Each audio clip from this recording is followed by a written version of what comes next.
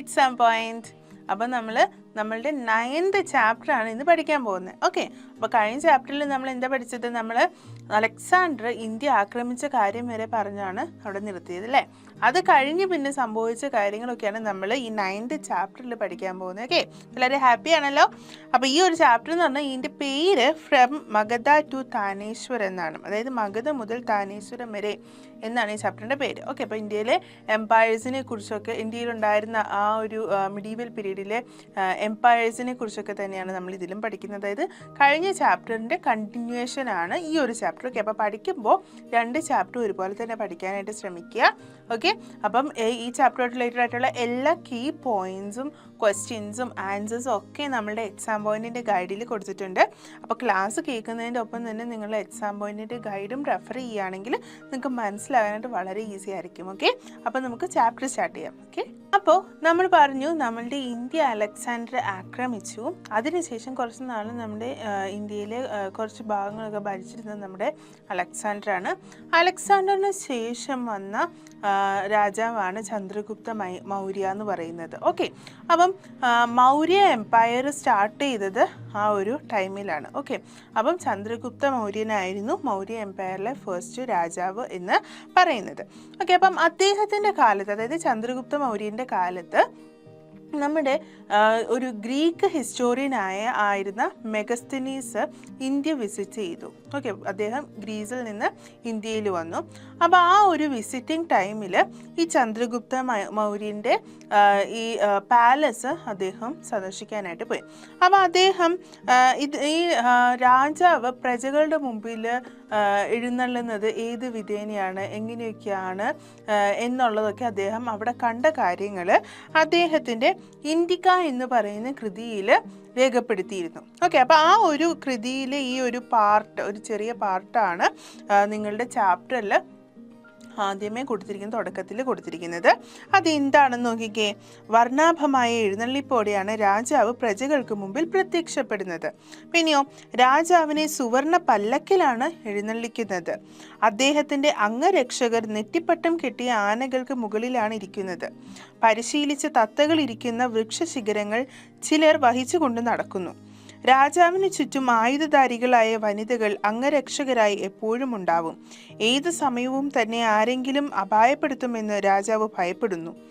അംഗരക്ഷകർ രുചിച്ചതിന് ശേഷമേ രാജാവ് ഭക്ഷണം കഴിക്കാറുള്ളൂ. 2 രാത്രികൾ തുടർച്ചയായി ഒരേ സ്ഥലത്ത് രാജാവ് ഉറങ്ങുന്നില്ല. ഓക്കെ, അപ്പോൾ ഇതിൽ നിന്ന് നമുക്ക് എന്താ മനസ്സിലാവുന്നത്? ആ രാജാവിന് വളരെ ടൈറ്റ് ആയിട്ടുള്ള ഒരു സെക്യൂരിറ്റി സിസ്റ്റം ആയിരുന്നു ഉണ്ടായിരുന്നത്. അതായത് വളരെ ശക്തമായ ഒരു സുരക്ഷാ സംവിധാനം രാജാവിന് അന്ന് ഉണ്ടായിരുന്നു എന്നാണ് മെഗസ്തനീസ് ഇതിൽ നിന്ന് നമുക്ക് പറഞ്ഞു തരുന്നത്. ഓക്കെ, ഇതേപോലെ തന്നെ കൗടില്യൻ തൻ്റെ അർത്ഥശാസ്ത്രം എന്ന കൃതിയിൽ ഒരു രാജാവ് എങ്ങനെയായിരിക്കണം എന്നൊരു കാര്യം പറയുന്നുണ്ട്. അതിനെക്കുറിച്ചുള്ളൊരു ചെറിയ പോർഷനാണ് ഇതിനകത്ത് കൊടുത്തിരിക്കുന്നത്. എന്താ കൊടുത്തിരിക്കുന്നത്? ശാസ്ത്രവിരുദ്ധനായി പ്രവർത്തിക്കുന്നവനും ഇന്ദ്രിയങ്ങളെ കീഴടക്കാത്തവനുമായ രാജാവ് ഭൂമിയെ മുഴുവൻ വാഴുന്നവൻ തന്നെ ആയാലും പൊടുന്നനെ നശിച്ചു പോകും. ആകയാൽ രാജാവ് കാര്യനിർവഹണം കൊണ്ട് പ്രജകളെ സ്വധർമ്മങ്ങൾ ചെയ്യുവാൻ പ്രേരിപ്പിക്കണം. വിദ്യ കൊണ്ട് വിനയം നേടണം. സമ്പത്ത് നേടി ലോകരുടെ പ്രീതി സമ്പാദിക്കണം. അലസത, അസത്യം പറയൽ, അഹങ്കാരം തോന്നിക്കുന്ന വേഷം, അധർമ്മം ഉളവാക്കുന്ന ഇടപാട് എന്നിവ വർജിക്കണം. ഓക്കെ, അതായത് ഒരു രാജാവ് എങ്ങനെ ആയിരിക്കണം എന്നാണ് അദ്ദേഹം ഇതിൽ നിന്ന് ഉദ്ദേശിക്കുന്നത്, ഇതിലൂടെ പറയുന്നത്. അതായത് പ്രജകൾ അവരുടെ ഡ്യൂട്ടി ചെയ്യണമെങ്കിൽ അതിന് ഇൻസ്പിറേഷൻ ആവേണ്ടത് അല്ലെങ്കിൽ മോട്ടിവേഷൻ ആവേണ്ടത് ആരാണ്? രാജാവാണ്. ഓക്കെ, അതായത് രാജാവ് തൻ്റെ പ്രവൃത്തികൾ കൃത്യമായി ചെയ്യുന്നത് കണ്ടാൽ അതിനാൽ ഇൻസ്പയർഡ് ആയിട്ട് ജനങ്ങളും അവരുടെ ഡ്യൂട്ടീസ് ചെയ്യും എന്നാണ് കൗടില്യൻ അർത്ഥശാസ്ത്രത്തിൽ പറയുന്നത്. ഓക്കെ, അതിനുശേഷം എന്താന്ന് നോക്കി പറയുന്നത്? Kautilya in his Arthashastra mentions about the 7 elements essential for a state.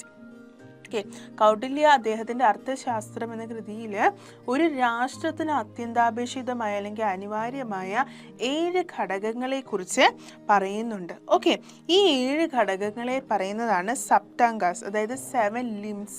Okay, സപ്താംഗങ്ങൾ എന്നാണ് അത് അറിയപ്പെടുന്നത്. ഓക്കെ, അപ്പോൾ ആ 7 എലമെൻറ്റ്സ് ഉണ്ടെങ്കിലേ എന്തായിട്ട് പറ്റുള്ളൂ, ആ ഒന്നിനെ രാഷ്ട്രം എന്ന് പറയാൻ പറ്റുള്ളൂ എന്നാണ് കൗട്ടില്യൻ പറയുന്നത്. Okay, all the 7 elements would be considered a state. അതായത് ഈ 7 എലമെൻറ്റ്സ് കൗട്ടില്യ അർത്ഥശാസ്ത്രത്തിൽ പറഞ്ഞിരിക്കുന്ന ഈ 7 ഘടകങ്ങൾ ഉണ്ടെങ്കിലേ ഒന്നിനെ സ്റ്റേറ്റ് അല്ലെങ്കിൽ രാഷ്ട്രമായിട്ട് പറയാൻ പറ്റുകയുള്ളൂ എന്നാണ് കൗട്ടില്യൻ പറഞ്ഞത്. ആ 7 ഘടകങ്ങൾ ഏതാണെന്ന് നോക്കിക്കേ. സ്വാമി, അമത്യ, കോസ, ദന്ത, ദുർഗ, മിത്ര, ജനപദ. ഓക്കെ, ഏതൊക്കെയാ? സ്വാമി, അമത്യ, കോസ, ദന്ത, ദുർഗ, മിത്ര, ജനപദ. ഓക്കെ, അപ്പോൾ ഇത്രയും ഇതിനെല്ലാം കൂടിയാണ് സപ്താംഗ എന്ന് പറയുന്നത്. ഇതാണ് ഈ കൗട്ടില്യ അർത്ഥശാസ്ത്രത്തിൽ പറഞ്ഞിരിക്കുന്ന 7 എലമെൻറ്റ്സ് എന്ന് പറയുന്നത്. ഇതിനകത്ത് സ്വാമി എന്ന് പറഞ്ഞാൽ എന്താ ഉദ്ദേശിക്കുന്നത്? കിങ്, രാജാവ്. ഒരു രാഷ്ട്രം എന്ന് പറയുമ്പോൾ വളരെ ഇമ്പോർട്ടൻ്റ് ആണല്ലോ, അതിനൊരു തലവൻ വേണമെന്നത്. അതാണ് രാജാവ്, ദ കിങ്. ദ സ്വാമി എന്ന് ഉദ്ദേശിക്കുന്നത് കിങ്ങിനെയാണ്. പിന്നെ മറ്റൊന്ന് ഏതാണ്? അമത്യ. അമത്യ എന്ന് പറഞ്ഞാൽ എന്താണ് ഉദ്ദേശിക്കുന്നത്? The minister and officials. Okay, രാജാവ് എന്ന് പറയുമ്പോൾ രാജാവ് ഒറ്റയ്ക്കല്ല ഭരണം നടത്തുന്നത്. രാജാവിനെ ഹെൽപ്പ് ചെയ്യാനായിട്ട് ആരൊക്കെ വേണം? മന്ത്രിമാർ വേണം, അതേപോലെ തന്നെ ഉദ്യോഗസ്ഥ വൃന്ദങ്ങളും വേണം അല്ലേ. അപ്പോൾ അവരും എന്താണ്? ആ ഒരു രാഷ്ട്രത്തിലെ വളരെ ഇമ്പോർട്ടൻ്റ് ആയ ഘടകമാണ്. മറ്റൊന്ന് എന്താണ്? കോസ. കോസ എന്ന് പറഞ്ഞാൽ ദ ട്രഷറി ആൻഡ് ടാക്സ്. അതായത് നികുതി, അതേപോലെ ഖജനാവ്. ഇതൊരു രാജ്യത്തിൻ്റെ സമ്പത്തിനെ നിശ്ചയിക്കുന്നതാണ് അല്ലേ. അതായത് ഒരു രാജ്യം ഡെവലപ്പ് ആവണമെങ്കിൽ അവിടെ ആ രാജ്യത്തിന് എന്ത് വേണം? ഖജനാവ് വേണം, നികുതി വേണം അല്ലേ. അപ്പോൾ അതാണ് കോസ കൊണ്ട് ഉദ്ദേശിക്കുന്നത്. ദന്ത എന്ന് പറഞ്ഞാൽ ജുഡീഷ്യറി ആണ് ഉദ്ദേശിക്കുന്നത്. നീതിന്യായ വകുപ്പിനെയാണ് ദന്ത എന്ന് ഉദ്ദേശിക്കുന്നത്. പിന്നെയോ ദുർഗ. ദുർഗ എന്ന് പറഞ്ഞാൽ the fort and army. Okay, അതായത് ഒരു രാജ്യമായ എന്ത് വേണം? അതിന് കോട്ടകൾ വേണം, സൈന്യങ്ങൾ വേണം അല്ലേ. എന്നാലേ ആ രാജ്യത്തെ എന്ത് ചെയ്യാൻ പറ്റുള്ളൂ? ശത്രുക്കളിൽ നിന്ന് പ്രൊട്ടക്ട് ചെയ്യാൻ പറ്റുള്ളൂ. അതുകൊണ്ട് ഫോർട്ടും ആർമിയും വളരെ ഇമ്പോർട്ടൻ്റ് ആണ്. അതിനെയാണ് ദുർഗ എന്ന എലമെൻറ്റ് കൊണ്ട് ഉദ്ദേശിക്കുന്നത്. പിന്നെ മിത്ര, ദ അലൈ എന്ന് പറഞ്ഞാൽ എന്താണ്? സഖ്യം. ഓക്കെ, അതായത് മറ്റുള്ള രാജ്യങ്ങളുമായിട്ട് സഖ്യം വേണം, വളരെ ഇമ്പോർട്ടൻ്റ് ആയിട്ടുള്ള പേഴ്സണാലിറ്റീസുമായിട്ടുള്ള സഖ്യങ്ങൾ വേണം, സ്ഥാപനങ്ങളുമായിട്ടുള്ള സഖ്യം വേണം, എന്നാലേ ഒരു രാജ്യത്തിന് വളരാനായിട്ട് പറ്റത്തുള്ളൂ. അതാണ് മിത്ര എന്നതുകൊണ്ട് ഉദ്ദേശിക്കുന്നത്. പിന്നെയോ ജനപദ. ജനപദ എന്ന് പറഞ്ഞാൽ രാജ്യത്തിൻ്റെ ടെറിട്ടറീസിനെയാണ് ഉദ്ദേശിക്കുന്നത്. ഓക്കെ, അപ്പം ഇതാണ് 7 എലമെൻറ്റ്സ് എന്ന് പറയുന്നത്. അപ്പോൾ ഈ പറയുന്ന ഈ 7 ഘടകങ്ങൾ ഉണ്ടെങ്കിലേ, അതായത് സ്വാമി, അമത്യ, കോസ, ദന്ത, ദുർഗ, മിത്ര, ജനപദ എന്ന് പറയുന്ന ഈ 7 ഘടകങ്ങൾ ഉണ്ടെങ്കിലേ അതിനെ എന്തായിട്ട് കണക്കാക്കാൻ പറ്റുള്ളൂ എന്ന് പറഞ്ഞാൽ ഒരു രാഷ്ട്രമായിട്ട് ഒന്നിനെ കണക്കാക്കാനായിട്ട് പറ്റുള്ളൂ. ഓക്കെ, അപ്പം നമ്മളിപ്പോൾ പറഞ്ഞ ഈ സപ്താംഗ അടിസ്ഥാനപ്പെടുത്തി, അല്ലെങ്കിൽ ഈ സപ്താംഗ 7 എലമെൻസിനെ അടിസ്ഥാനമാക്കിയാണ്, അതിനെ ബേസ് ചെയ്താണ് നമ്മുടെ ചന്ദ്രഗുപ്ത മൗര്യ അദ്ദേഹത്തിൻ്റെ ഭരണം നടത്തിയിരുന്നത്. Okay, Chandragupta Maurya established a rule based on the Saptanga concept. Okay, അതായത് സപ്താംഗങ്ങളെ അടിസ്ഥാനമാക്കിയുള്ള ഒരു ഭരണവ്യവസ്ഥയാണ് ചന്ദ്രഗുപ്ത മൗര്യൻ സ്ഥാപിച്ചത്. ഓക്കെ, പിന്നെ ഈ ഒരു പിക്ചറിൽ കാണുന്നതാണ് ചന്ദ്രഗുപ്ത മൗര്യൻ്റെ പെയിൻറ്റിങ്. ഓക്കെ, അപ്പോൾ ഇതായിരുന്നു Chandragupta Maurya. Okay, Pataliputra was the capital of Maurya dynasty. Okay, അപ്പോൾ അദ്ദേഹത്തിൻ്റെ ഈ മൗര്യ ഭരണകൂടത്തിൻ്റെ ആസ്ഥാനം എന്ന് പറയുന്നത് പാടലിപുത്രമായിരുന്നു. ഓക്കെ, പാടലിപുത്ര എന്നാണ് പറയുന്നത്. പാടലിപുത്രമായിരുന്നു ഇതിൻ്റെ ആസ്ഥാനം, ഈ ഒരു എംപയറിൻ്റെ ആസ്ഥാനം എന്ന് പറയുന്നത്. ഇന്നത്തെ ഈ പാടലിപുത്ര എന്ന് പറയുന്നത് ഇന്നത്തെ പാട്നയാണ്. ഓക്കെ, ഇന്നത്തെ പാട്നയാണ് അന്നത്തെ പാടലിപുത്ര എന്ന് പറയുന്നത്. ഓക്കെ, അതായിരുന്നു അപ്പോൾ ആസ്ഥാനം എന്ന് പറയുന്നത്. He formed a strong army and expanded his kingdom by conquering neighbouring states. Okay, അദ്ദേഹം ഒരു സ്ട്രോങ് ആയ ശക്തമായ സൈന്യത്തെ രൂപപ്പെടുത്തി. എന്നിട്ടോ അടുത്തുള്ള നെയ്ബറിംഗ് സ്റ്റേറ്റ്സിന് അല്ലെങ്കിൽ അടുത്തുള്ള രാജ്യങ്ങളെയെല്ലാം അല്ലെങ്കിൽ സംസ്ഥാനങ്ങളെയെല്ലാം ആക്രമിച്ച് കീഴടക്കി അദ്ദേഹത്തിൻ്റെ കിങ്ഡം എന്ത് ചെയ്തു? വർദ്ധിപ്പിച്ചു. ഓക്കെ, അല്ലെങ്കിൽ കിങ്ഡം എക്സ്പാൻഡ് ചെയ്യിപ്പിച്ചു. ഓക്കെ, അപ്പം he formed a strong army and expanded his kingdom by conquering neighbouring states. Okay, പിന്നെയോ he collected various taxes for meeting the administrative expenses. Okay, അപ്പം ഭരണ ചെലവുകളുണ്ട്. ഭരണം എന്ന് പറഞ്ഞാൽ ചുമ്മാ ഈസി ആയിട്ടുള്ള കാര്യമല്ല അല്ലേ. അതിന് ചെലവുകളുണ്ട് അല്ലേ. അതിന് വേണ്ടിയിട്ട് പല തരത്തിലുള്ള ടാക്സസ് അദ്ദേഹം പിരിച്ചിരുന്നു. He made alliance with many foreign countries. പല വിദേശ രാജ്യങ്ങളുമായിട്ട് അദ്ദേഹം എന്ത് ചെയ്തു, സഖ്യം ഉണ്ടാക്കിയെടുത്തിരുന്നു. ഓക്കെ, അവരുമായിട്ട് ബന്ധം സ്ഥാപിച്ചിരുന്നു, ഫോറിൻ കൺട്രീസുമായിട്ടൊക്കെയുള്ള ബന്ധം സ്ഥാപിച്ചിരുന്നു. ഓക്കെ, പിന്നെയോ the most important among them was his alliance with great military officer Seleucus Nicator. അപ്പോൾ അദ്ദേഹം ഇങ്ങനെ സ്ഥാപിച്ചെടുത്ത സഖ്യത്തിൽ ഏറ്റവും പ്രധാനപ്പെട്ട ഒന്നായിരുന്നു സെല്യൂസ് നിക്കേറ്റർ എന്ന് പറയുന്ന ഗ്രീക്ക് മിലിറ്ററി ഓഫീസറുമായിട്ടുള്ള അദ്ദേഹത്തിൻ്റെ ബന്ധം എന്ന് പറയുന്നത്. ഓക്കെ, അപ്പം ഇദ്ദേഹം ഈ പറയുന്ന സെല്യൂസ് നിക്കേറ്റർ അലക്സാണ്ടറിന് ശേഷം ഇന്ത്യയിലെത്തിയ ആളായിരുന്നു ഈ സെല്യൂസ് നിക്കേറ്റർ എന്ന് പറയുന്ന ഗ്രീക്ക് മിലിറ്ററി ഓഫീസർ. ഓക്കെ, പിന്നെയോ ഇതാണ് ഈ പറഞ്ഞ സെല്യൂസ് നിക്കേറ്ററിൻ്റെ ഒരു സ്റ്റാച്യൂവിൻ്റെ പിക്ചറാണ് ഇതിൽ കാണുന്നത്. ഓക്കെ, പിന്നെ Megasthenes was the ambassador of Seleucus Nicator to the court of Chandragupta Maurya. Okay, അപ്പം നമ്മൾ ആദ്യം പറഞ്ഞ ഒരു ചരിത്രകാരൻ്റെ കാര്യം പറഞ്ഞല്ലേ, മെഗസ്തനീസ് എന്ന് പറഞ്ഞൊരു ചരിത്രകാരൻ്റെ കാര്യം പറഞ്ഞല്ലേ. അപ്പം ഇപ്പം നമ്മൾ പറഞ്ഞ ചന്ദ്രഗുപ്ത മൗര്യന് ഒരാളുമായിട്ട് വളരെ അടുത്ത ബന്ധം ഉണ്ടായിരുന്നെങ്കിൽ ഒരു സഖ്യം സ്ഥാപിച്ചെന്ന് പറഞ്ഞത് ആരായിരുന്നു? ആ ഗ്രീക്ക് മിലിറ്ററി ഓഫീസറായിട്ടുള്ള സെല്യൂസ് നിക്കേറ്റർ അല്ലേ. അപ്പോൾ ഈ സെല്യൂസ് നിക്കേറ്ററിൻ്റെ അല്ലെങ്കിൽ ഈ സെല്യൂസ് നിക്കേറ്ററിൻ്റെ പ്രതിനിധിയായിരുന്നു ഈ മെഗസ്തനീസ് എന്ന് പറയുന്നത്. അദ്ദേഹം അന്ന് ചന്ദ്രഗുപ്ത മൗര്യൻ്റെ അല്ലെങ്കിൽ ചന്ദ്രഗുപ്ത മൗര്യൻ്റെ ഈ ഭരണകാലത്ത് ഇന്ത്യ സന്ദർശിച്ചതിന് കാരണം എന്ന് പറയുന്നത് ഈ സെല്യൂസ് നിക്കേറ്റർ പറഞ്ഞിട്ടാണ്. ഓക്കെ, അപ്പോൾ അതായത് ഈ സെല്യൂസ് നിക്കേറ്ററിൻ്റെ പ്രതിനിധിയായിട്ട് ഇന്ത്യയിൽ വന്നപ്പം അദ്ദേഹം കണ്ട കാഴ്ചകളാണ് ഇന്ത്യക്കയിൽ എഴുതി വെച്ചിരുന്നു എന്നും പറഞ്ഞ് നമ്മളിപ്പോൾ ഫസ്റ്റ് ആ ഒരു പാർട്ട് നമ്മൾ കണ്ടത്. ഓക്കെ, അപ്പോൾ മെഗസ്തനീസ് എന്ന് പറയുന്നത് ഈ സെല്യൂസ് നിക്കേറ്ററിൻ്റെ ഒരു അംബാസിഡർ ആയിരുന്നു. Okay, Chandragupta Maurya was the head of the administration and judiciary. Okay, അതായത് ഭരണത്തിൻ്റെയും നീതിന്യായത്തിൻ്റെയും ഒക്കെ തലവെന്ന് പറയുന്നത് നമ്മളുടെ രാജാവായ ഈ ചന്ദ്രഗുപ്ത മൗര്യനായിരുന്നു. Okay, there were ministers and number of officials who helped him in the administration. നമ്മളിപ്പോൾ പറഞ്ഞ പോലെ തന്നെ ഒരു രാജാവായ ഹെൽപ്പ് ചെയ്യാനായിട്ട് മന്ത്രിമാരും മറ്റു ഉദ്യോഗസ്ഥരും ആവശ്യമുണ്ടായിരുന്നു അല്ലേ. അതേപോലെ തന്നെ ചന്ദ്രഗുപ്ത മൗര്യന് ആരൊക്കെ ഉണ്ടായിരുന്നു? ഭരണത്തിൽ ഹെൽപ്പ് ചെയ്യാനായിട്ട് മന്ത്രിമാരും മറ്റു ഉദ്യോഗസ്ഥരും ഒക്കെ ഉണ്ടായിരുന്നു. The kingdom which Chandragupta Maurya formed with Magadha as its centre developed into an empire.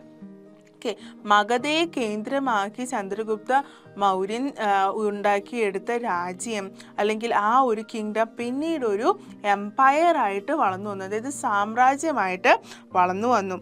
Okay, അപ്പോൾ അതുമായിട്ട് റിലേറ്റഡ് ആയിട്ടുള്ള ഒരു ക്വസ്റ്റ്യൻ നോക്കിയേ.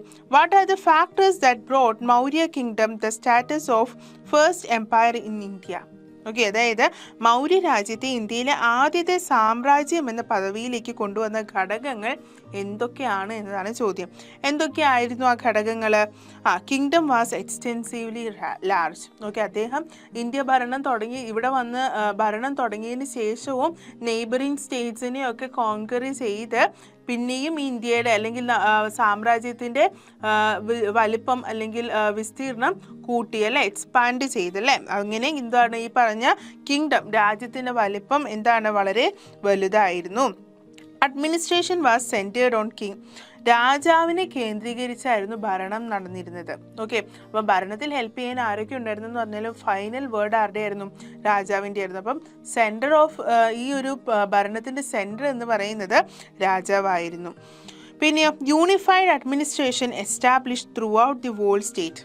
ഓക്കെ, അതായത് എല്ലാ സംസ്ഥാനത്ത് അദ്ദേഹത്തിൻ്റെ രാജ്യത്ത് ഉടനീളം ഏകീകൃത ഭരണമാണ് സ്ഥാപിച്ചത് ആര്? Chandragupta Mauryan. Okay, Chandragupta Maurya was succeeded by Bindusara. Okay, അതായത് ഇത്രയൊക്കെയാണ് ഇപ്പോൾ നമ്മൾ പറഞ്ഞ ഇത്രയും കാര്യങ്ങളാണ് ഈ പറഞ്ഞ മൗര്യ എംപയറിനെ ഇന്ത്യയിലെ ആദ്യത്തെ എംപയർ എന്ന പൊസിഷനിലോട്ട് എത്തിച്ചത്. ഒന്നെന്ന് പറയുന്നത് എന്താണ്, കിങ്ഡം വളരെ വലുതായിരുന്നു. പിന്നെ രാജാവിനെ കേന്ദ്രീകരിച്ചായിരുന്നു ഭരണം ഉണ്ടായിരുന്നത്. പിന്നെ എന്താണ്, ഏകീകൃത ഭരണമായിരുന്നു ഉണ്ടായിരുന്നത്. ഓക്കെ, പിന്നെ ഇങ്ങനെ ചന്ദ്രഗുപ്ത മൗര്യൻ്റെ ഈ ഒരു ഭരണത്തിന് ശേഷം പിന്നീട് ഭരണത്തിൽ വന്ന ആളാണ് ബിന്ദുസാര എന്ന് പറയുന്ന രാജാവ്. ഓക്കെ, ചന്ദ്രഗുപ്ത മൗര്യന് ശേഷം ബിന്ദുസാരൻ അധികാരത്തിൽ വന്നു. അങ്ങനെ ബിന്ദുസാരന് ശേഷം പിന്നെ വന്ന ഭരണാധികാരിയാണ് അശോക എന്ന് പറയുന്നത്. Ashoka became the ruler of the Maurya Empire after Bindusara. Okay, അപ്പം നമ്മൾ നേരത്തെ പഠിച്ചു മൗര്യ എംപയറിൽ വളരെ ഫേമസ് ആയിട്ടുള്ള ഒരു രാജാവാണ് അശോകൻ എന്ന് നമുക്ക് അറിയാവുന്ന കാര്യമാണ് അല്ലേ, അശോക രാജാവ്. അപ്പോൾ ഈ അശോക രാജാവ് ഭരണത്തിലേറുന്നത് എപ്പോഴാണ്? ബിന്ദുസാരയ്ക്ക് ശേഷമുള്ള ഭരണത്തിലാണ് അശോക വന്നത്, രാജാവായിട്ട് എത്തുന്നത്.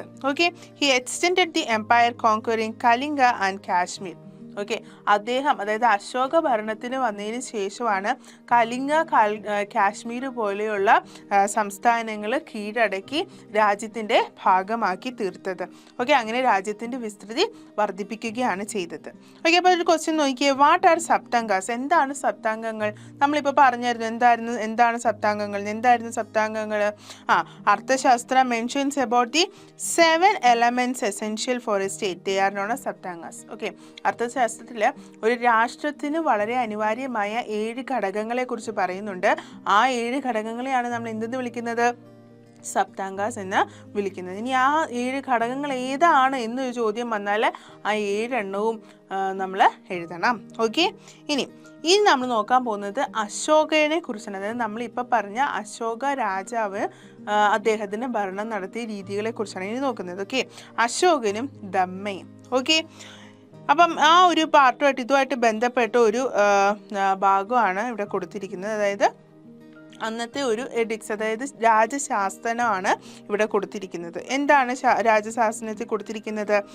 In the past killing or harming living beings and dishonouring relatives Brahmanas and Shramanas existed. Okay, അതായത് കഴിഞ്ഞ കാലങ്ങളിൽ ജീവജാലങ്ങളെയെല്ലാം കൊല്ലുകയും ഉപദ്രവിക്കുകയും ഒക്കെ ചെയ്തിരുന്നു. അതേപോലെ തന്നെ ബന്ധുജനങ്ങളെയും ബ്രാഹ്മണരെയും അതേപോലെ തന്നെ ശ്രമണരെയും ഒക്കെ എന്ത് ചെയ്തിരുന്നു? അവരെ ആരെയും ബഹുമാനിച്ചിരുന്നില്ല. പിന്നെയോ, we have to thank the king Piyadasi who was the beloved of gods. Okay, അതായത് പിയദശിക്ക് നമ്മൾ നന്ദി പറയണം. കാരണം ദൈവം ഇഷ്ടപ്പെടുന്ന അല്ലെങ്കിൽ ദൈവത്തിന് പ്രിയനായ രാജാവാണ് പിയദശി എന്നാണ് പറയുന്നത്. Because of his effort that the wars in the empire ceased. Okay, അപ്പം ഈ രാജാവിൻ്റെ അധ്വാനം കൊണ്ടാണ് അല്ലെങ്കിൽ അദ്ദേഹത്തിൻ്റെ എഫേർട്ട് കൊണ്ടാണ് ഇന്ന് യുദ്ധങ്ങളെല്ലാം നിർത്തലാക്കിയിരിക്കുക അല്ലെങ്കിൽ നിലച്ചിരിക്കുന്നത്. The sound of the drum has been replaced by Dhamma. അപ്പോൾ എല്ലായിടത്തും മുഴുകി കേൾക്കുന്നത് ദമ്മയാണ്. By practising Dhamma people restrain from killing living beings. അങ്ങനെ ദമ്മ പ്രവർത്തിക്കുന്നതിലൂടെ ജനങ്ങൾ ജീവനുള്ളവയെല്ലാം കൊല്ലുന്നത് എന്ത് ചെയ്തിരിക്കുന്നു? നിർത്തിവെച്ചിരിക്കുന്നു. They started respecting relatives Brahmins and Shramanas. അവർ ഈ പറയുന്ന പോലെ നമ്മൾ നേരത്തെ പറഞ്ഞില്ലേ, റെസ്പെക്റ്റ് ചെയ്യുന്നില്ല, അപമാനിക്കുന്നു എന്ന് പറഞ്ഞവരെയൊക്കെ എന്താണ് അവർ റെസ്പെക്റ്റ് ചെയ്യാൻ തുടങ്ങി. അതായത് ബന്ധുജനങ്ങളെയും ബ്രാഹ്മണേഴ്സിനെയും ശ്രമണേഴ്സിനെയും ഒക്കെ എന്ത് ചെയ്യാൻ തുടങ്ങി?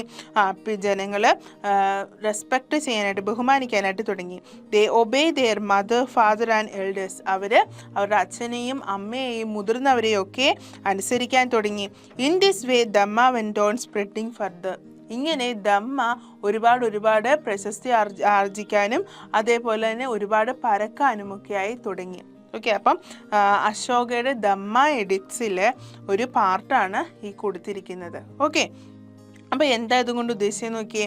Ashoka was inspired by Buddhism to proclaim Dhamma.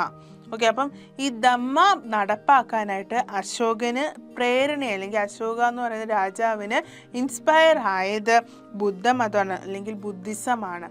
Okay, but the ideas of various religions can be seen in Dhamma. Okay, അതായത് ദമ്മയിൽ ബുദ്ധമതമാണ് ഇൻസ്പയർ ആയെങ്കിൽ പോലും ബുദ്ധമതത്തെ മാത്രമായിട്ടല്ല കേന്ദ്രീകരിച്ചിരിക്കുന്നത്.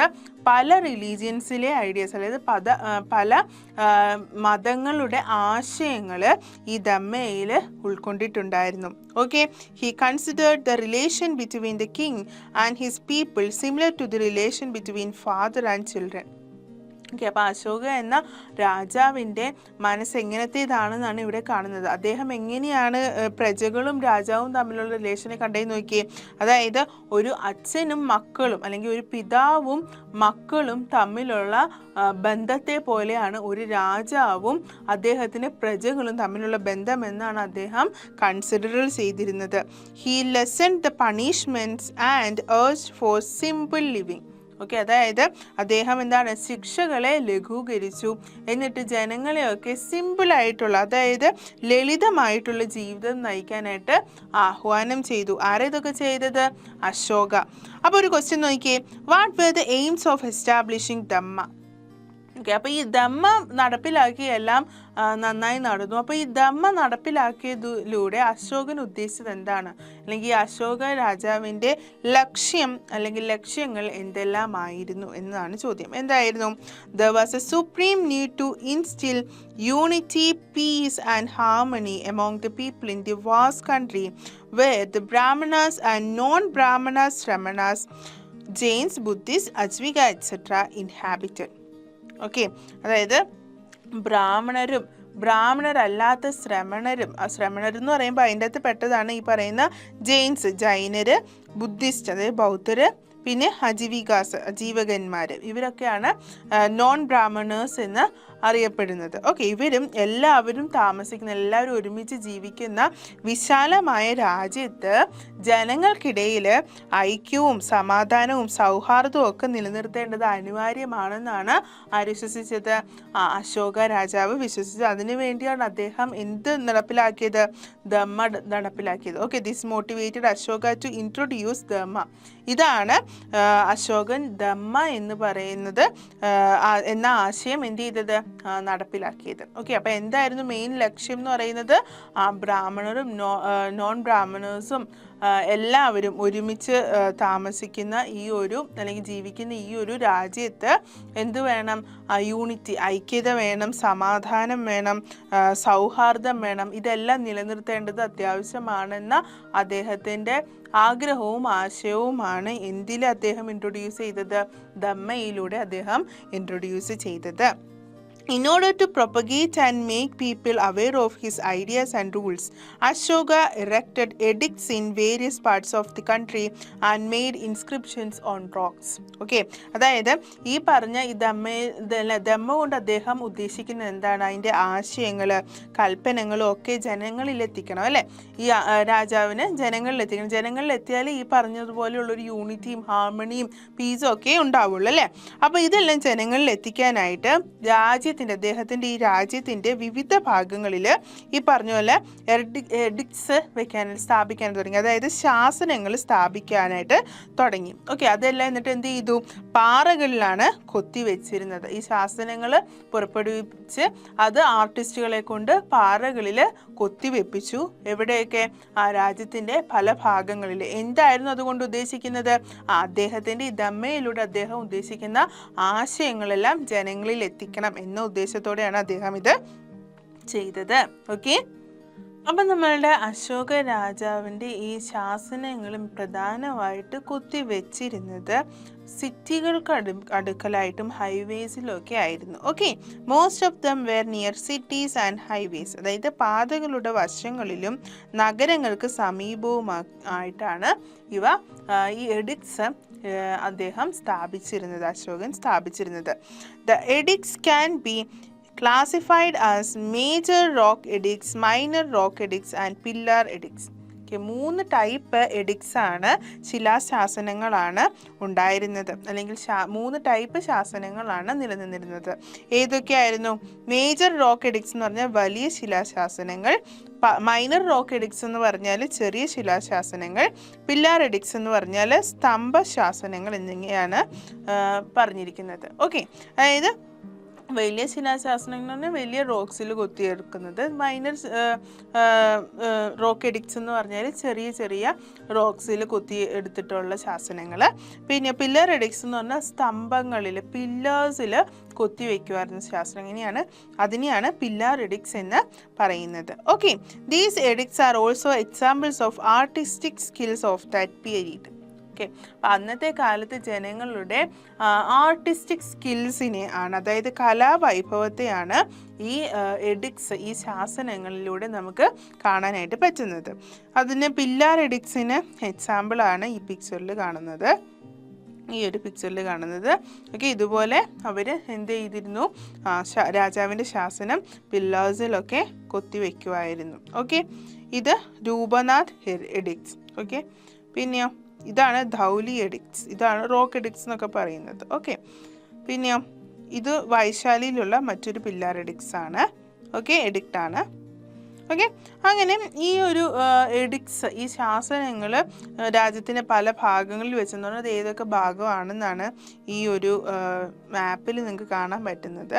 ഓക്കെ, ഇതിൻ്റെ അകത്ത് ഇങ്ങനെ ഒരു ബ്ലാക്ക് സ്ക്വയറിൽ കാണിച്ചിരിക്കുന്നത് എല്ലാം, ഈ കാണുന്ന ബ്ലാക്ക് സ്ക്വയറിൽ കാണിച്ചിരിക്കുന്നതെല്ലാം എന്താണ്? മേജർ റോക്ക് എഡിക്ട്സ് ആണ്. വലിയ ശിലാശാസനങ്ങളാണ് ഈ ബ്ലാക്ക് കളറിൽ ലൊക്കേറ്റ് ചെയ്തിരിക്കുന്ന സ്ഥലങ്ങളിലെല്ലാം കൊടുത്തിരിക്കുന്നത്. ഓക്കെ, പിന്നെയും ഈ ട്രയാങ്കിൾ ഷേപ്പിൽ കൊടുത്തിരിക്കുന്നില്ലേ, ഇതൊക്കെ ഈ ട്രയാങ്കിൾ ആയിട്ട് കൊടുത്തിരിക്കുന്നതൊക്കെ എന്താണ്? പില്ലാർ എഡിക്ട്സ് ആണ്. ഓക്കെ, അപ്പം പില്ലാർ എഡിക്ട്സ് ആണ് ട്രയാങ്കിളിൽ കൊടുത്തിരിക്കുന്നത്. ബ്ലാക്ക് കളറിൽ സ്ക്വയറിൽ ലൊക്കേറ്റ് ചെയ്തിരിക്കുന്നിടത്ത് എല്ലാം കൊടുത്തിരുന്നത് എന്താണ്? ഈ പറഞ്ഞ പോലെ മേജർ റോക്ക് എഡിക്ട്സ് ആയിരുന്നു. ഓക്കെ, വലിയ ശിലാശാസനങ്ങൾ. പിന്നെ ഈ വൈറ്റ് കളറിലുള്ള സ്ക്വയറിൽ കാണുന്നില്ലേ, ഇതാണ് മൈനർ റോക്ക് എഡിക്ട്സ്, ചെറിയ ശിലാശാസനങ്ങൾ എന്ന് പറഞ്ഞിട്ടുള്ളതൊക്കെ സ്ഥാപിച്ചിരുന്നത് ഈ പറയുന്ന വൈറ്റ് കളറ് ഇതിൽ സ്ക്വയറിൽ മാർക്ക് ചെയ്തിരിക്കുന്ന സ്ഥലങ്ങളിലാണ്. ഓക്കെ, അപ്പം ആ ഒരു സ്ഥലങ്ങൾ ജസ്റ്റ് ഒന്ന് മാർക്ക് ചെയ്തുള്ളൊരു മാപ്പ് മാത്രമാണിത്. Okay, Ashoka sent officers to different parts of the country and other countries to propagate Dhamma. Okay, Ashoka രാജാവ് അദ്ദേഹത്തിൻ്റെ ഉദ്യോഗസ്ഥരെ രാജ്യത്തിൻ്റെ പല ഭാഗങ്ങളിലും രാജ്യത്തിന് പുറത്തും പല ഭാഗങ്ങളിലും ഒക്കെ ഈ ധമ്മ പ്രചരിപ്പിക്കാനായിട്ട് അയച്ചിരുന്നു. ഓക്കെ, ഇനി ഉദ്യോഗസ്ഥരെ മാത്രമല്ല അദ്ദേഹം അയച്ചത്, അദ്ദേഹത്തിൻ്റെ മകൻ മഹേന്ദ്രനെയും അതേപോലെ തന്നെ അദ്ദേഹത്തിൻ്റെ മകൾ സംഘമിത്രയെയും ഇതുപോലെ തന്നെ അയച്ചു. എങ്ങോട്ട്? സിലോണിലോട്ട്. ഓക്കെ, ഇപ്പോൾ അദ്ദേഹം അന്ന് അയച്ച ആ സിലോൺ എന്ന് പറയുന്നത് ഇന്ന് എന്താണ്? ശ്രീലങ്കയാണ്. ഇന്നത്തെ ശ്രീലങ്കയാണ് അന്നത്തെ സിലോൺ എന്ന് പറയുന്നത്. ഓക്കെ, അപ്പം അദ്ദേഹം ഇതേപോലെ തന്നെ ധമ്മ പ്രചരിപ്പിക്കാനായിട്ട് അദ്ദേഹത്തിൻ്റെ മകനെയും മകളെയും ഒക്കെ സിലോണിലേക്കും അന്ന് അയച്ചിരുന്നു. Okay, Ashoka installed stupas containing the relics and leftovers of Buddha in various parts of the country. Okay, അതായത് ബുദ്ധൻ്റെ ശരീരഭാഗങ്ങളോ അല്ലെങ്കിൽ അദ്ദേഹം ഉപയോഗിച്ചത് ആയ വസ്തുക്കളോ ഒക്കെ ബന്ധപ്പെട്ട അല്ലെങ്കിൽ അതെല്ലാം അടങ്ങിയിട്ടുള്ള സ്തൂപങ്ങൾ രാജ്യത്തിൻ്റെ പല ഭാഗങ്ങളിൽ അശോകൻ സ്ഥാപിച്ചു. Okay, these were the artistic profiles of that age. Okay, അപ്പോൾ അക്കാലത്തെ കലാമേന്മയുടെ അല്ലെങ്കിൽ ആർട്ടിസ്റ്റിക് സ്കില്ലിൻ്റെയൊക്കെ ഉദാഹരണങ്ങളാണ് ഈ പറഞ്ഞ സ്തൂപങ്ങളും അതിൻ്റെ സ്ഥാപനവും ഒക്കെ എന്ന് പറയുന്നത്. ഓക്കെ, പിന്നെ the most important among dum is the സഞ്ചി സ്തൂപ. ഓക്കെ, അന്ന് സ്ഥാപിച്ച സ്തൂപകളിൽ വളരെ ഇമ്പോർട്ടൻ്റ് ആയിട്ടുള്ള ഒന്നാണ് സഞ്ചി സ്തൂപ എന്ന് പറയുന്ന സഞ്ചി സ്തൂപം. ഓക്കെ, സാഞ്ചി സ്തൂപം. ഓക്കെ, അപ്പോൾ ഇതാണ് സാഞ്ചി സ്തൂപ എന്ന് പറയുന്നത്. അതിൻ്റെ ഒരു പിക്ചറാണ് ഇവിടെ കാണുന്നത്. ഓക്കെ, ഇനി The Maurya Empire and places where Dhamma was propagated were free from conflicts and sectarianism. Okay, അതായത് ഈ മൗര്യ രാജ്യത്തിലും ധമ്മ പ്രചരിച്ച പ്രദേശങ്ങളിലൊക്കെ എങ്ങനെയായിരുന്നു? സാമൂഹിക സംഘർഷങ്ങളും വിഭാഗീയ ചിന്തകളും ഒക്കെ എന്തായി? ഇല്ലാതായി. ഓക്കെ, അന്നും പല രീതിയിലുള്ള സംഘർഷങ്ങൾ, പല ഡിസ്ക്രിമിനേഷൻസ് ഒക്കെ നിലനിന്നിരുന്ന കാലമാണെങ്കിലും ഈ ധമ്മയുടെ പ്രചാരണം നടന്നതോടെ ഇതെല്ലാം ഈ സംഘർഷങ്ങളും അതേപോലെ വിഭാഗീയമായിട്ടുള്ള ചിന്തകളും ഒക്കെ എന്ത് ചെയ്യാൻ തുടങ്ങി? ഇല്ലാതാവാനായിട്ട് തുടങ്ങി. Okay, during the reign of Ashoka successors the power of the king and the influence of Dhamma were weakened. As a result, many farther provinces became independent. Okay, അശോകന് ശേഷം വന്ന പിൻതലമുറക്കാരുടെ കയ്യിൽ ഈ പവർ അല്ലെങ്കിൽ അധികാരം, ഭരണം ലഭിച്ചു കഴിഞ്ഞപ്പോഴത്തേക്ക് ഈ ധമ്മയുടെ പ്രചാരം എന്ത് ചെയ്തു? കുറഞ്ഞു. അല്ലെങ്കിൽ ഈ പറഞ്ഞ ധമ്മ എന്ത് ചെയ്യാൻ തുടങ്ങി?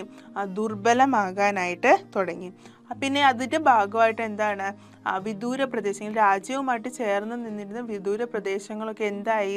ഇൻഡിപെൻഡൻ്റ് ആവാനായിട്ട് തുടങ്ങി, അതായത് സ്വതന്ത്രമാകാനായിട്ട് തുടങ്ങി. അതായത് ഈ രാജ്യത്തിൻ്റെ അല്ലെങ്കിൽ ആ ഒരു എംപയറിൻ്റെ അണ്ടറിലുണ്ടായിരുന്ന പല പ്രദേശങ്ങളും എന്താവാൻ തുടങ്ങി? സ്വതന്ത്രമാകാനായിട്ട് തുടങ്ങി. അല്ലെങ്കിൽ സ്വതന്ത്രമായി. ഏത് സമയത്ത്?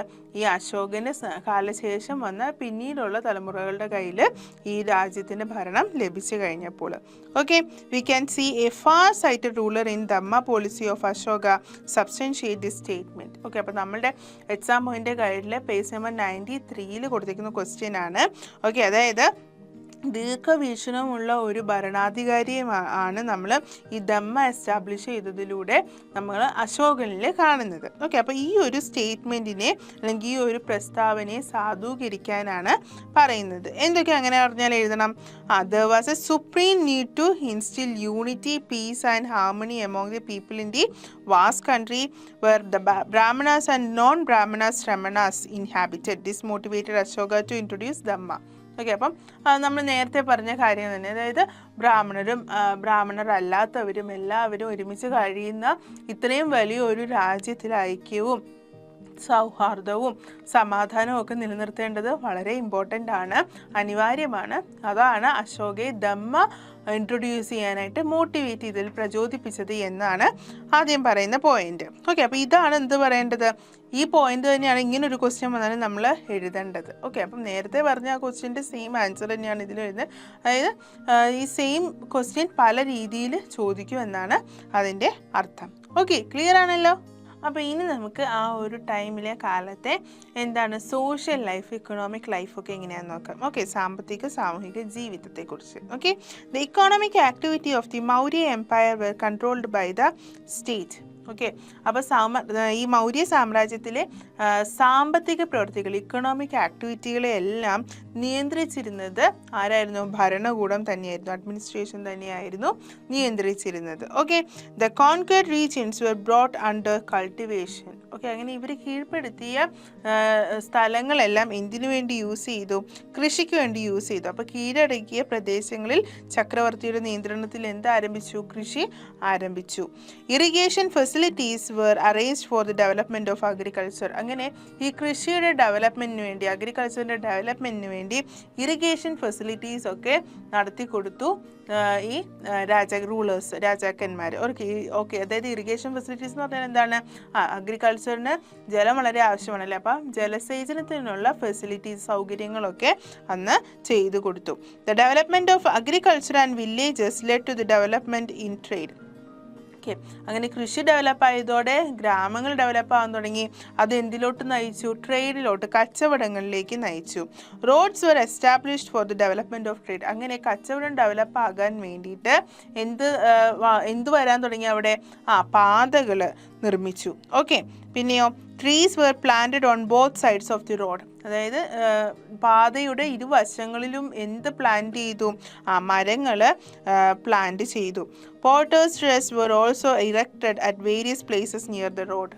ഓക്കെ, അതായത് ഈ കച്ചവടത്തിനൊക്കെ വരുന്ന ആൾക്കാർ ഒരുപാട് വലിയ വലിയ സാധനങ്ങളുണ്ടൊക്കെ ആയിരിക്കും വരുന്നത് അല്ലേ, അതെല്ലാം ഇറക്കി വെക്കാനായിട്ടുള്ള അത്താണികളും നിർമ്മിച്ചു കൊടുത്തു. ഓക്കെ, അപ്പോൾ എന്തൊക്കെ ചെയ്തു? ഇറിഗേഷൻ ഫെസിലിറ്റീസ് ചെയ്തു കൊടുത്തു, അതായത് അഗ്രികൾച്ചർ ഡെവലപ്പ് ആകാൻ വേണ്ടി. പിന്നെ ട്രേഡ് ഡെവലപ്പ് ആകാനായിട്ട് എന്ത് ചെയ്തു? റോഡുകൾ നിർമ്മിച്ചു സഞ്ചാരത്തിന് വേണ്ടി. അതേപോലെ റെസ്റ്റ് എടുക്കാനായിട്ട് അല്ലെങ്കിൽ തണലത്തിന് വേണ്ടിയിട്ടൊക്കെ റോഡിൻ്റെ രണ്ട് സൈഡുകളിലായിട്ട് മരങ്ങൾ വെച്ച് പിടിപ്പിച്ചു. പിന്നെ അതുപോലെ തന്നെ സാധനങ്ങളൊക്കെ ഇറക്കി വെക്കേണ്ട ആവശ്യമൊക്കെ കച്ചവടക്കാരൊക്കെ വരുന്നത് കൊണ്ട് അത്താണികൾ നിർമ്മിച്ചു കൊടുത്തു. ഓക്കെ, അപ്പോൾ ഇങ്ങനെയുള്ള കാര്യങ്ങളൊക്കെ അന്നത്തെ റൂളേഴ്സ് ചെയ്തു കൊടുത്തു. Roads were build connecting the cities of Vaishali, Kapilavastu and Pataliputra to distant places. This helped in having trade relations with other places. Okay, അതായത് ദൂരെയുള്ള പ്രദേശങ്ങളുമായിട്ട് വൈശാലിയും കപലിവസ്തുവും പതലിപുത്രയും ഒക്കെ കണക്ട് ചെയ്യുന്ന രീതിയിൽ, അതായത് ദൂരെയുള്ള സിറ്റീസുമായിട്ടൊക്കെ കണക്ട് ചെയ്യുന്ന രീതിയിൽ എന്ത് ചെയ്തു? റോഡുകൾ പണിത് കൊടുത്തു. ഇതെന്തിന് ഹെൽപ്പ് ചെയ്തു? മറ്റ് നഗരങ്ങളുമായിട്ടുള്ള ട്രേഡിൻ്റെ റിലേഷൻ, കച്ചവട ബന്ധം വളർത്താനായിട്ട് ഹെൽപ്പ് ചെയ്തു. Okay, punch marked coins were use for trade and for payment of wages. Okay, കച്ചവടത്തിന് വേണ്ടിയിട്ട് മാർക്ക് ചെയ്ത, അതായത് പഞ്ച് മാർക്ക് എന്ന് പറഞ്ഞാൽ മുദ്ര കുത്തിയ നാണയങ്ങൾ യൂസ് ചെയ്തു. പിന്നെ അതേപോലെ തന്നെ ഈ വേജസ്, ജോലി ചെയ്യുന്നവർക്ക് കൂലി കൊടുക്കണം അല്ലേ, ആ കൂലി കൊടുക്കുന്നതിനൊക്കെ ആയിട്ട് ഈ മുദ്ര വെച്ചിട്ടുള്ള നാണയങ്ങളൊക്കെ അന്ന് ഇറക്കി. ഓക്കെ, അപ്പോൾ അന്നത്തെ നാണയങ്ങൾക്ക് വേണ്ടി യൂസ് ചെയ്ത മുദ്രകളൊക്കെയാണ് ഈ ഒരു പിക്ചറിൽ കാണുന്നത്. അപ്പോൾ ഇതുപോലെ പല മുദ്രകളിലുള്ള നാണയങ്ങളൊക്കെ അന്ന് ഇറക്കി.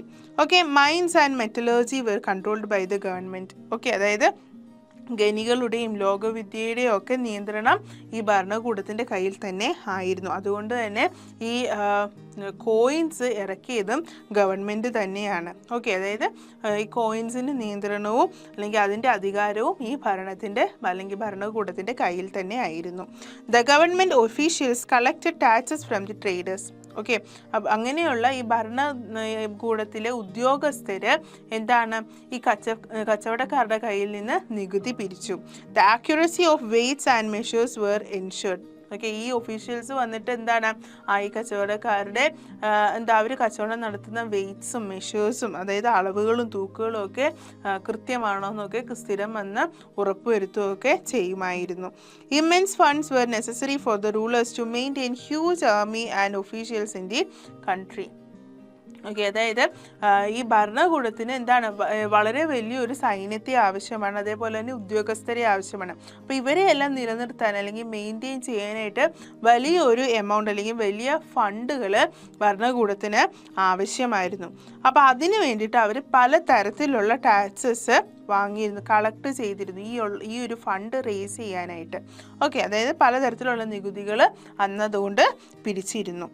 Different kinds of taxes of period are mentioned in Arthashastra. അപ്പോൾ ആ കാലഘട്ടത്തിൽ പലതരത്തിലുള്ള നികുതികളെക്കുറിച്ച് ഈ അർത്ഥശാസ്ത്രത്തിൽ പറഞ്ഞിട്ടുണ്ട്. അർത്ഥശാസ്ത്രത്തിൽ അത് എന്തൊക്കെയായിട്ടാണ് പറഞ്ഞിരിക്കുന്നത്?